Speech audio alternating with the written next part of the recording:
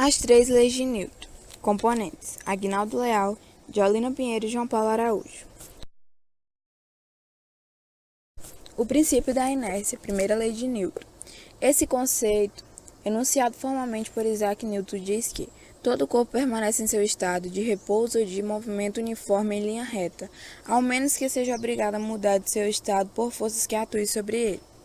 É sempre bom lembrar que a tendência de um corpo de permanecer em repouso ou em movimento retilíneo uniforme só é real quando a resultante das forças que atuem sobre ele for nula. Se um ponto material está em repouso ou em movimento retilíneo uniforme, a velocidade vetorial é constante. Podemos representar esse conceito utilizando símbolos. R é igual a zero se V é constante.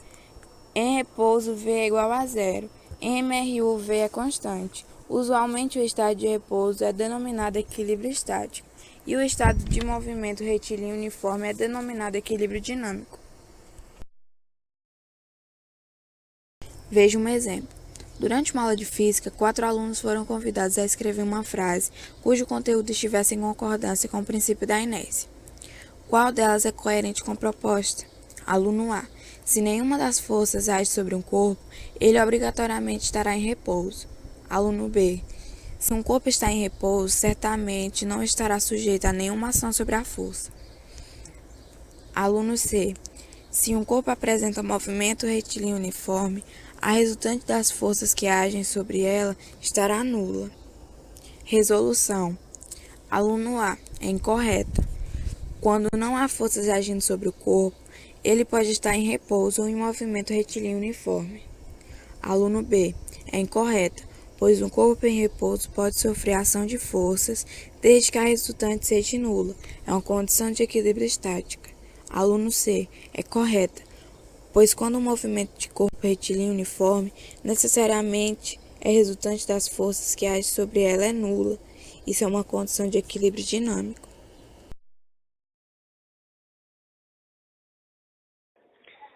Princípio fundamental da dinâmica, segunda lei de Newton.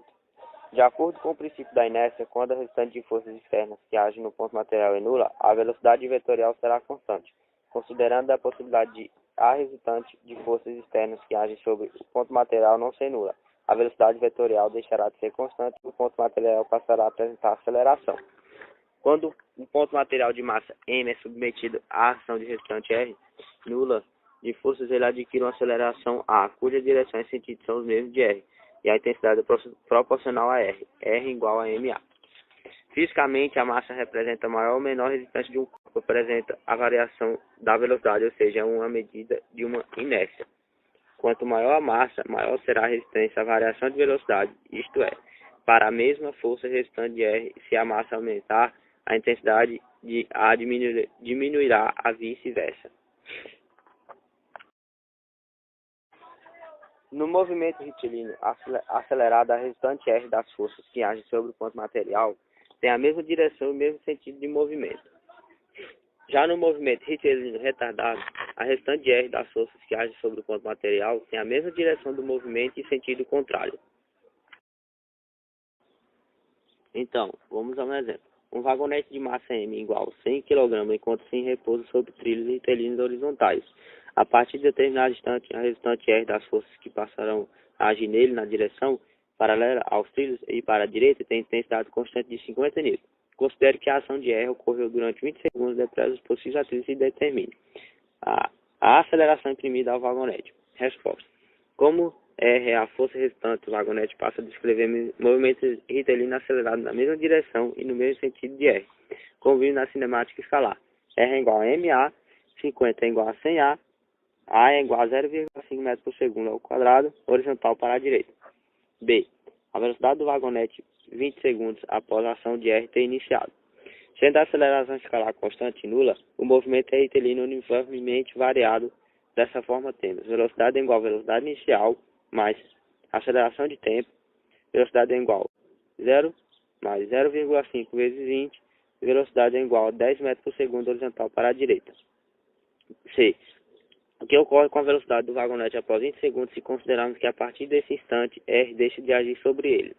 Resposta. Considerando o princípio da inércia após 20 segundos, o vagonete continua em movimento retilíneo e com velocidade constante.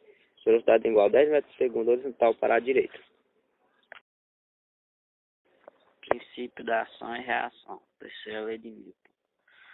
O objetivo do estudo do princípio da ação e reação é analisar as forças que agem nos corpos quando há interação entre eles. Para exemplificar, vamos analisar quais são as forças que agem nas seguintes situações. Primeiro, quando o jogador de tênis bate com a raquete na bolinha. A força da raquete sobre a bolinha, F, raquete-bola, e a força da bolinha sobre a raquete, F, bola-raquete, tem a mesma intensidade, mesma direção e sentidos opostos.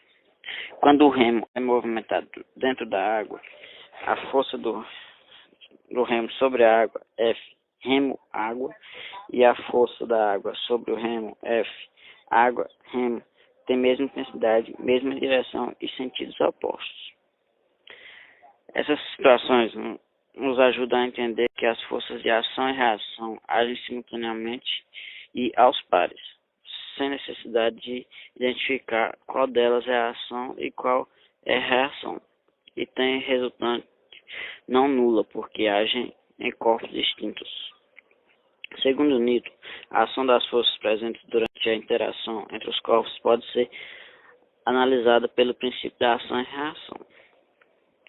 Quando um corpo A imprime determinada força num corpo B, que F e A e B são o corpo, então o corpo B imprimirá no corpo A outra força, B, F de B, A.